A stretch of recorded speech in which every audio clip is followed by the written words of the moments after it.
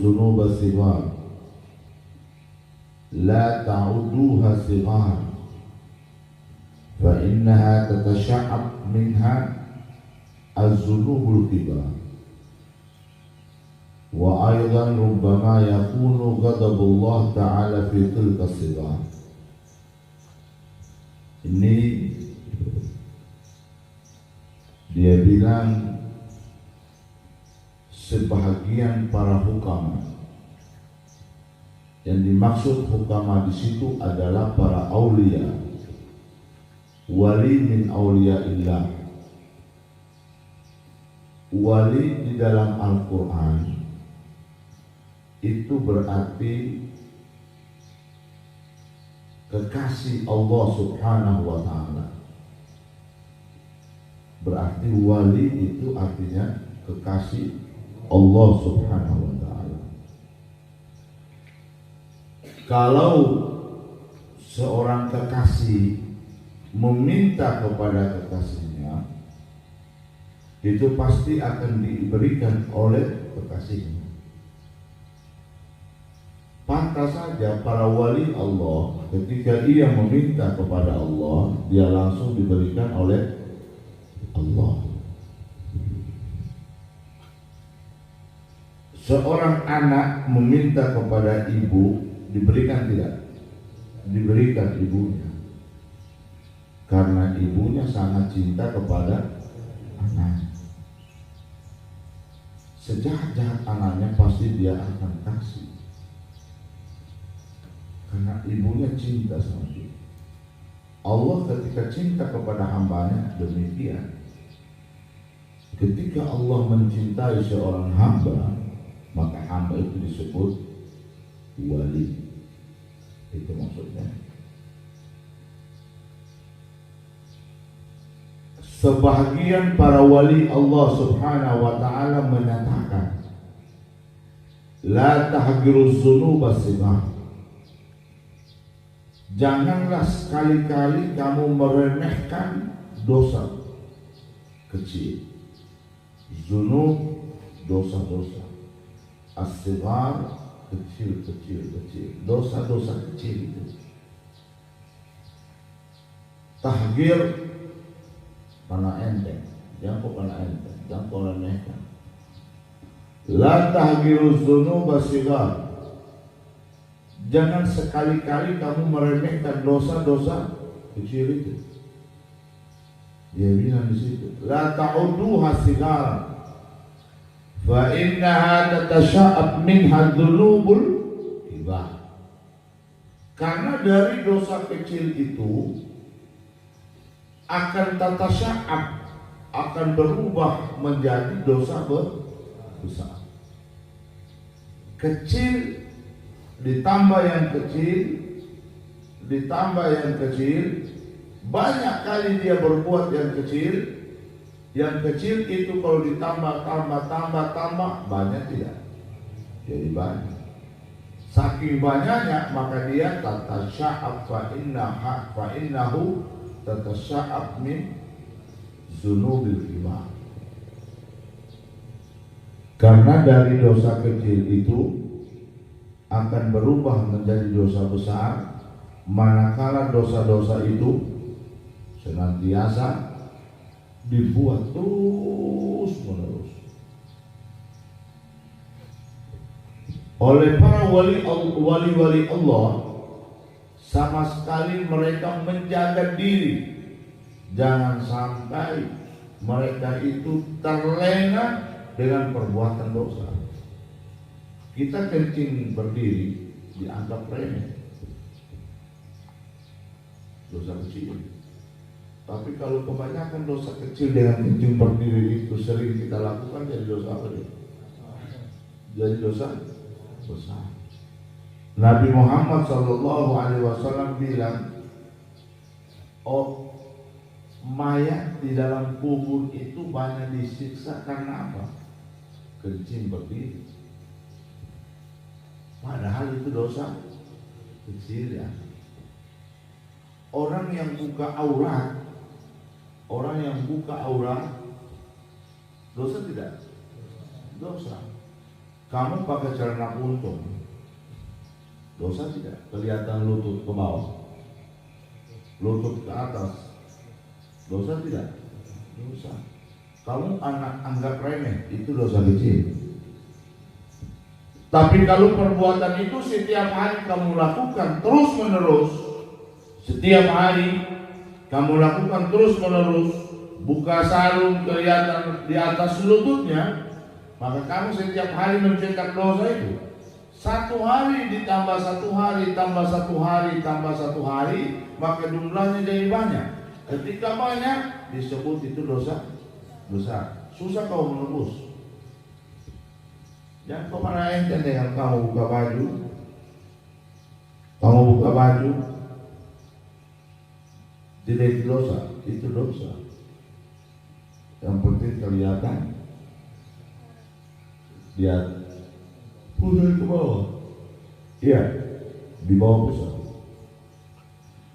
Makanya kalau kamu mandi, saya sudah bilang, kalau mandi siapkan baju kaos satu dan siapkan sarung satu. Itu kau pakai mandi. Dengan sarung, dengan baju kaos kau pakai mandi. Jangan sama sekali biasakan kamu buka bekerja kelihatan lutut, itu kamu tanpa sadar buat apa? Buat dosa. Seorang penuntut ilmu kalau tidak mampu menjaga diri daripada perbuatan dosa kecil, berarti seorang penuntut ilmu belum mampu untuk menerapkan ilmunya. Belum mampu dia menerapkan ilmunya. Rubbama yakunu ghadabullahi ta'ala fi tilka sigar. Terkadang Allah subhanahu wa ta'ala itu turun murkanya kepada orang-orang yang suka berbuat dosa kecil. Jangan kamu anggap bahwa hanya orang yang berbuat dosa besar sehingga Allah datang murkanya. Jangan.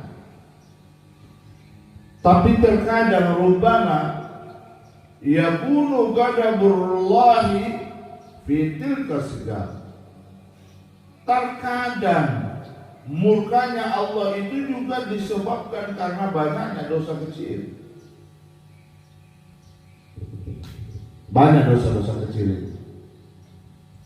Jadi konsekuensinya jangan kamu anggap remeh dosa kecil. Orang-orang tasawuf itu, pelajaran tasawuf, ya, dengar baik. Pelajaran tasawuf itu mereka paling menjaga hal-hal yang dimakruhkan oleh Allah. Ini makruh kalau dikerjakan tidak dapat dosa kan? Ya kan? Kalau ditinggalkan dapat pahala. Orang tasawuf itu menjaga itu. Dia tidak mau terjerumus di hal-hal yang makruh. Jangan hal yang haram, yang makruh pun mereka jaga. Nah, kita belajar menuju ke sana. Kita jaga dulu hal yang dosa kecil dulu. Dosa kecil dulu yang harus kamu jaga. Kalau kamu span untuk jaga dosa kecil itu, kamu sudah mampu untuk menjaga dosa besar. Kalau kamu tahu menjaga dosa kecil, kamu pasti mampu menjaga dosa besar. Kalau kamu mampu untuk meninggalkan dosa perkara yang kecil dianggap remeh itu, taraka, kamu akan naik, magamnya akan naik. Taraka, magamnya akan naik, magamnya akan naik sampai kamu bisa akan menjadi kekasih Allah Subhanahu wa ta'ala. Jaga diri dari perbuatan dosa kecil, kemudian memperbanyak daripada apa-apa perbuatan yang dicintai oleh Allah. Apa itu? Kamu tadi habis sholat subuh ngaji, itu perbuatan dicintai oleh Allah. Itu perintah Nabi. Perintah Nabi, barang siapa yang ba'da subuh sholat berjamaah kan, waktu subuh, kemudian dia tidak langsung pulang. Dia tidak langsung pulang. Dia isi waktunya untuk zikrullah sampai matahari terbit setinggi tombak. Kemudian dia berdiri untuk melaksanakan sholat isyraq, maka dia mendapatkan haji dan umrah yang tamat, yang sempurna dan diulangi oleh Nabi. Sempurna, sempurna, sempurna. Berapa kali ulang Nabi? 3 kali. Bagi siapa itu?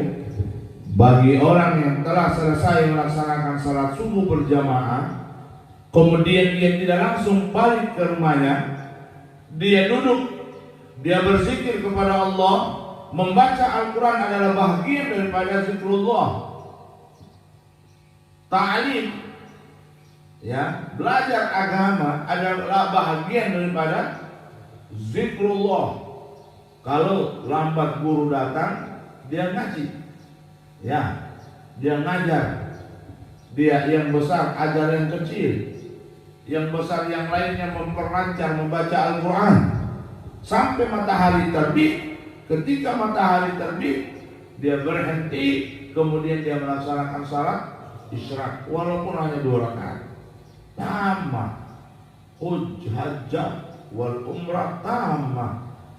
Dia bagaikan orang yang melaksanakan haji dan umrah secara sempurna tanpa mengeluarkan uang yang banyak. Sudah sempurna dia dapat. Kamu kalau umrah pasti keluarkan uang di atas 30 juta, dan itu pun belum tentu diterima umrahnya, kan? Belum tentu mabrur. Paham tidak?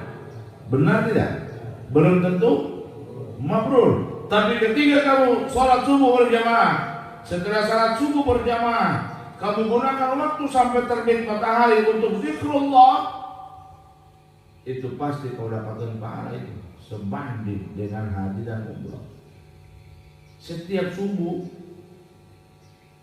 kamu dapat mencetak pahala itu. Padahal kewajiban haji itu ada setiap hari. Tidak ada. Kewajiban haji itu setiap tahun. Kewajiban haji itu setiap tahun. Tapi kamu mampu untuk mendatangkan pahala itu setiap habis sholat subuh. Kamu mampu mendatangkan pahala itu setiap hari. Ya, betul kan? Kamu mampu mendatangkan pahala setiap hari. Kalau kamu sudah mampu melakukan hal itu, setiap hari kamu mengerjakan perbuatan yang Allah cintai dan menjaga dirimu daripada hal-hal yang Allah tidak inginkan, dalam kurun waktu yang baru, yang singkat, kamu menjadi kekasih Allah. Kamu jaga hatimu. Kamu tidak pernah dengki kepada orang. Itu dosa tidak? Itu bukan dosa kecil, tapi itu dosa besar. Dosa kecil hal yang sepele kau jaga. Apalagi yang tempat kiblatnya, tempat Allah melihat itu di mana? Hati. Allah sudah bilang, Allah la yanzur melihat pakaian. Allah tidak melihat tampangmu. Allah tidak melihat rupamu. Allah tidak melihat hartamu. Di hadapan Allah kita ini sama.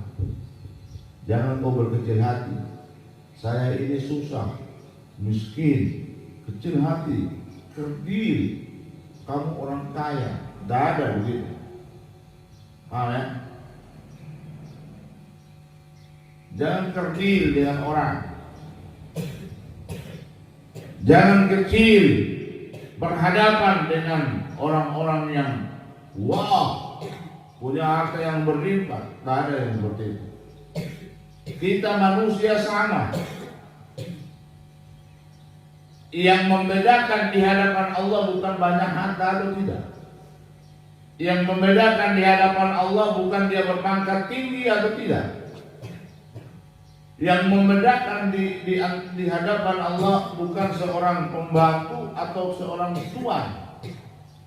Tapi yang membedakan di hadapan Allah kita ini apa? Takwa. Takwa. Siapa yang lebih bertakwa kepada Allah, dia yang lebih dimuliakan Allah. Ya. Takwa. Apa itu takwa? Orang yang senantiasa mengerjakan perintah Allah dan meninggalkan larangan Allah, itulah orang yang bertakwa. Ini contohnya orang bertakwa. Kamu sembahyang tahajud tadi malam, walaupun dikasih bangun, kamu sholat tahajud, habis itu kamu sholat subuh berjamaah, habis itu kamu ngaji lagi, itu ciri orang yang bertakwa, mengerjakan perintah Allah dan meninggalkan larangan Allah, takwa. Nah, itulah yang membedakan kita di hadapan yang lain. Di hadapan Allah, Allah melihat kita dari takwanya. Maka takwa itu kuncinya perbaiki perangai. Hatimu dulu diperbaiki. Dalam ilmu tasawuf disebutkan hatimu dulu. Ketika kamu tidak merasa cemburu dengan yang lain, hatimu biasa saja, lolos. Ketika kamu tidak merasa iri, ketika kamu tidak merasa dengki, dia pintar, saya harus pintar juga, saya harus belajar. Oh, saya harus seperti dia, itu bagus. Tapi dia punya harta, saya harus begitu. Kalau saya tidak mampu, saya gulingkan dia. Bagus itu? Tidak. Orang iri hati, kalau dia tidak mampu lumpuhkan dia guna-guna. Bagus itu? Tidak bagus. Maka kamu ditempa setiap saat di sini dengan memperbaiki hatimu. Apa gunanya kamu disuruh baca wirid? Itu semua aurat wirid yang kamu bacakan setiap saat itu untuk menempa hatimu. Setiap saat kamu baca lam nasrah laka sadrak wa wada'na anka wizrak, untuk apa itu? Untuk menjernihkan hatimu, supaya hatimu nanti dapat musibah kau sabar, kau cepat kembali kepada Allah. Kau bilang ini dari Allah.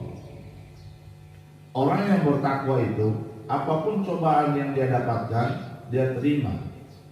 Ini dari Allah. Belajar terus, hati diperbaiki. Kamu suka menjadi orang yang mulia di hadapan Allah? Suka. Apa itu? Kamu jaga hati dengan baik. Jangan ada benci sama orang. Jangan ada sakit hati sama orang. Lihat orang punya banyak harta, kamu langsung pegang dadamu. Alhamdulillah. Allah pasti akan datangkan itu. Kamu banyak ibadah, kamu banyak sholawat kepada Nabi Muhammad Sallallahu Alaihi Wasallam. Banyak sholawat kepada Nabi Muhammad, kamu akan dapatkan kebahagiaan. Karena kebahagiaan itu bukan di harta. Saya pun tahu kebahagiaan itu bukan di harta. Kebahagiaan itu bukan ditandai dengan orang banyak mobil. Kebahagiaan itu bukan ditandai dengan mewahnya rumahnya. Bukan itu. Kebahagiaan orang itu ditandai semakin dekat dia kepada Allah, dia semakin bahagia. Semakin dekat dia sama Allah, dia akan semakin bahagia. Allah yang memberikan kebahagiaan di dalam hati. Kalau orang habis sholat dia merasa senang, ketika dia menghadapi sholat dia bilang senang betul, mau sholat lagi, gembira dia menghadapi sholat. Gembira dia menghadapi sholat, gembira dia beramal soleh. Berarti itu tanda-tanda orang yang bertasawuf. Orang yang bertasawuf itu gembira ketika dia berjumpa dengan Allah Subhanahu wa ta'ala. Karena setiap sholat itu silatul abdu wa rabb. Hubungan seorang hamba kepada Tuhannya itu adalah sembahyang, hubungan rohani. Hubungan rohani, pertemuan seorang hamba kepada Allah penciptanya di mana? Di waktu sholat. Mestinya kita gembira, mestinya tidak lagi dibangunkan, mestinya kita tahu sendiri waktu kapan kita berjumpa dengan Allah. Gembira hati. Kalau sudah seperti itu baru orang hatinya sudah bertasawuf. Harus begitu. Silatul abdi wa rabbi, pertemuan antara seorang hamba dengan Tuhan itu di waktu sholat. Tadi sudah kita berjumpa dengan Allah. Kira-kira kalau kau diundang gubernur khusus bertemu dengan dia, gembira tidak? Kamu diundang presiden, tiba-tiba datang surat undangan, diundang presiden, gembira tidak? Gembira. Tapi kamu belum pernah dapat undangan dari presiden kan? Belum toh? Kamu belum pernah dapat undangan dari bupati kan? Padahal setiap pemilihan umum kau pilih sama dia. Dia tidak pernah undang sama kamu karena dia tidak tahu. Masa kamu tidak bahagia? Masa kamu tidak gembira? Seorang yang Allah, Zat yang Maha Esa, pencipta kita, yang menciptakan presiden, yang menciptakan bupati, mengundang kita setiap hari 5 kali. Mustikah kita senang? Allah kita yang Maha baik. Allah ini Maha baik, Maha baik. Allah undang kita 5 kali. Allah itu yang menciptakan presiden. Presiden tidak undang kita, bupati belum undang kita, tapi Allah yang undang kita. Masa kamu malas memenuhi panggilan Allah? Mau buktinya? Hayya 'alas shalah, hayya 'alal shalah, hayya 'alal falah. Itu undangan Allah. Sembahyang. Kalau kau sembahyang, hayya 'alal falah, kita akan meraih kemenangan. Orang yang sembahyang itu dia meraih kemenangan. Mestinya tidak gembira dan tidak perlu lagi dibangunkan. Tahu, ingat, ini undangan Allah. Kalau sudah seperti itu hatimu lolos, hatimu bagus. La sakirata anin Nabi sallallahu alaihi wasallam, la sakirata ma'al israr, fa innaha bil muwadhabati 'alaiha ta'zumu fatasiru kabiratan, wa aydan annaha ala azmi istidamatiha tasiru kabiratan, fa inna niyatal mar'i fil ma'asi kanat ma'siyah wa la kabirata ma'al istighfar, ay at-taubatu bi syurutiha, fa inna taubata tamhu athara khati'ah wa in kanat kabirah. Ini kata Nabi, ya sambungannya. La saghirata ma'al israr. Tidak lagi dikatakan dosa kecil apabila dosa itu senantiasa dilakukan setiap saat. Kecil lama-lama menumpuk. Nabi yang bilang, tidak lagi dikatakan dosa kecil apabila dilakukan terus-menerus. Karena dosa kecil yang dilakukan terus-menerus itu akan menjadi dosa besar. Jangan pernah itu. Begitupun menghendaki untuk terus-menerus melakukan dosa kecil, maka itu dianggap dosa besar. Jangan Sesungguhnya katanya, jika seseorang baru niat saja untuk maksiat, baru niat. Orang kalau berniat saja untuk berbuat maksiat, murahnya Allah ini belum ditulis. Beda dengan kita berbuat kebaikan.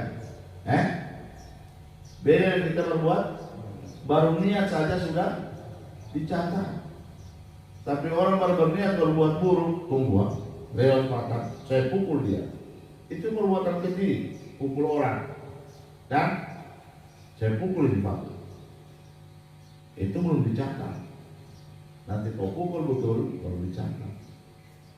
Kau lakukan perbuatan itu, baru jatuh hukuman. Itu pun diberikan. Interval waktu, berikan dia berapa jam. Siapa tahu dia bertobat. Kalau dia bertobat, ampuni dia. Itu contoh bukti kemurahan Allah. Itu bukti kebaikan Allah. Itu bukti kebijaksanaan Allah. Itu bukti Allah kita ini maha baik. Tidak ada Allah yang begitu kan? Dia bijaksana sama kita. Sekecil apapun kau punya kadar keimanan, dia bijaksana. Orang mau durhaka sama Allah ataupun tidak, dia tetap dia kasih nafas. Sama-sama bernafas. Coba pikir. Kita bernafas ini bukan hanya kita yang menyembah Allah tiap hari, yang mengasakan Allah, yang mengimani Allah tiap hari dia kasih nafas. Tapi orang yang tidak yakin sama Allah, orang ateis yang tidak yakin sama Allah pun dia kasih apa? Nafas. Betapa murahnya Tuhan. Masa kamu beribadah tiap hari, bertakwa kepada Allah, terus kamu meminta tidak diijabah oleh Allah, pasti diijabah. Kedepankan husnuzan kepada Allah. Kau berprasangka baik. Orang tidak beriman saja dia kasih harta. Tuh, betul tidak? Ya. Orang tidak beriman dia kasih harta tidak? Dia kasih harta. Orang tidak ibadah pun dia kasih nafas, dia kasih kekuatan, dia kasih otak. Sama dengan kita. Itu kehebatan Allah. Allah tutupi semua dosa-dosa kita. Allah tutupi semua kesalahan kita di dunia ini. Karena Allah tahu menjaga aib kita. Nanti kalau kita meninggal dunia, baru Allah balas sesuai dan setimpal dengan perbuatan kita. Maka seorang mukmin yang baik itu adalah mukmin yang senantiasa menjaga dirinya dari perbuatan yang salah. Penuntut ilmu harus tahu ini dan senantiasa berbuat apa yang telah dianjurkan oleh Allah. Belajar setiap hari, kamu sudah mencetak berbagai macam pahala. Orang duduk di majelis ilmu, pahalanya besar. Tidak boleh karena itu besar sekali pahala itu kamu dapatkan. Kamu duduk di majelis ilmu, kamu dapat pahala besar. Tiap hari kamu cetak pahala yang gede, yang besar. Tapi jangan juga tiap hari kamu cetak dosa. Jaga itu dengan baik. Banyak mengaji, menghaluskan hati. Al-Quran akan datang sama kamu pada hari kiamat. Ketika kamu melintasi Shiratal Mustaqim, datang Quran sama kamu. Dia temani sama kamu. Dia bilang, berjalan, saya temani. Kepada siapa itu? Kepada orang-orang yang senantiasa membaca Al-Quran. Makanya tiap hari, kalau kamu zuhur, menunggu salat zuhur, baca Quran. Tanamkan dalam diri, satu hari saya baca Quran dua lembar. Satu hari 2 lembar. Atau setiap sholat 1 lembar. Subuh 1 lembar, bola balik. Zuhur 1 lembar, bola balik. Jadi 5 lembar setiap hari. 2 hari khatam. 2 hari 1 juz. Tiap 2 hari 1 juz. Coba buka. Sebelum salat zuhur dia datang di musala. Sebelum salat zuhur kan, dekat-dekat salat zuhur, setengah jam dari salat zuhur dia datang. Ambil Quran dia ngaji. Pas waktunya azan. Kalau dia lambat datang, habis sholat zuhur, habis sholat ba'dawiyah, dia laksanakan. Dia ganti itu bacaannya. Dia ganti, dia baca 1 lembar, bola balik. Coba buat begitu. Dalam kurun waktu 2 bulan, kamu khatam 1 kali. Khatam 1, berkali-kali kamu khatam. Nah, orang yang sering menghatamkan Al-Quran menjadi ahlul Quran. Dan orang itu akan dituntun oleh Al-Quran, ditemani oleh Al-Quran. Saat dia menghembuskan nafas, masuk ke dalam lahan, masuk ke dalam kubur, Quran datang menemani dia yang mulia. Saat di mahsyar, Quran ada dari dia. Quran berubah menjadi makhluk Allah yang gagah, yang menyenangkan hati. Saat dia melintasi sirat, Quran ada sama dia. Sama siapa itu? Sama orang yang tidak malas membaca Quran. Tiap hari dia baca Quran. Tiap hari dia baca Quran. Tiap hari dia baca Quran. Jangan malas. Ayo kita tumbuh kembangkan itu. Tiap hari minimal. Kalau mau tak khatam 1 bulan 1 kali, ya 2 lembar. Subuh 2 lembar, zuhur 2 lembar, kan gitu kan? Asar 2 lembar, isya 2 lembar, maghrib 2 lembar. Jadi satu juz 30-an dia khatam. Paham ya? Begitu terus, tiap hari dia mengaji seperti itu, khatam sampai mati dia menjadi ahlul Quran.